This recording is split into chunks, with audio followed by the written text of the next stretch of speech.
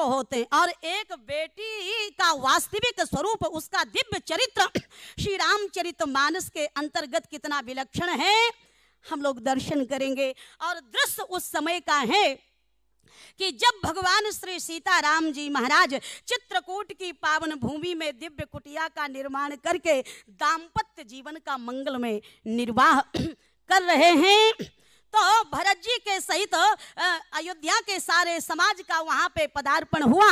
लेकिन आज मैं जानकी जी के ससुराल पक्ष की बात नहीं कहती। एक दिन महाराज जनक और माता सुनैना का, मायके पक्ष वालों का चित्रकूट में पदार्पण हुआ। महाराज जनक और माता सुनैना अपनी बेटी और दामाद से मिलने के लिए आए। एक दिन बीता, 2 दिन बीता, तीसरे दिन महाराज जनक ने सुनैना जी से कहा कि देवी इतना समय हो गया, तुम अपनी समधिनों से मिलने के लिए नहीं गई, जाओ मिलकर के आओ। क्या सोचेंगी भी अपने मन में। और जैसे ही महाराज जनक के आदेशानुसार सुनैना जी गई, सबसे मिली और जब चलने लगी तो हाथ जोड़ करके माता कौशल्या से कहा कि यदि आपकी आज्ञा मिल जाए तो मैं थोड़ी देर के लिए एक बाप से उसकी बेटी को मिला दूं। महाराज जनक की बहुत उत्कंठा है, वे श्री किशोरी जी से मिलना चाहते हैं। कौशल्या मैया ने आदेश दे दिया, एक निवेदन करूं, भारत की धरती पर बाप और बेटी का रिश्ता बड़ा पवित्र, निर्मल और कारुणिक रिश्ता माना गया है। यहाँ कितने ही ऐसे लोग बैठे होंगे जिन्होंने अपनी बेटी को डोली में बिठाल के विदा किया।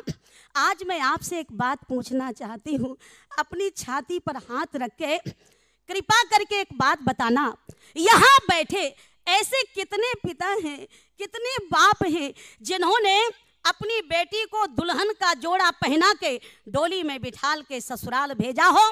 एक पिता अपनी बेटी की खुशी के खातिर अपने मकान को बेच सकता है, अपने सिर के बाल मुड़वा सकता है, अपना सर्वस्व समर्पित कर सकता है, मुंह मांगा दहेज दे सकता है, सब कुछ कर सकता है। जो कभी किसी के सामने नहीं गिड़गिड़ाया, वो अपने होने वाले समधी के सामने अपनी इज्जत और मर्यादा की प्रतीक पगड़ी तक उतार के रख सकता है। लेकिन उसी पिता से कहा जाए बेटी को विदा कर दो, बड़ा कठिन काम पड़ता है। और आपने उस दृश्य का अवलोकन किया होगा जिस समय महाराज जनक ने सुना कि हमारी बेटी श्री अवध जा रही है, पछाड़ खा के पृथ्वी पर गिर पड़े। पूज्य गोस्वामी जी महाराज ने वहां पर बड़ा कारुणिक चित्र प्रस्तुत किया।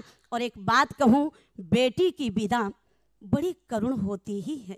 जब डोली में बैठ कर, जब डोली में बैठ कर बेटी जाए विदेश, तो पत्थर से पत्थर हृदय सह न सके यह ठेस, सह न सके यह ठेस।